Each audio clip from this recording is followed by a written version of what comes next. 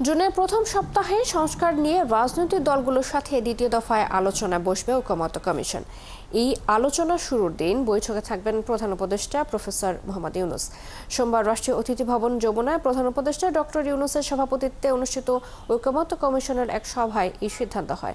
সভায় ঐকমত্য কমিশনের অন্যান্য সদস্যরা রাজনৈতিক দলগুলোর সাথে আলোচনার সর্বশেষ অগ্রগতি সম্পর্কে প্রধান উপদেষ্টাকে অবহিত করেন।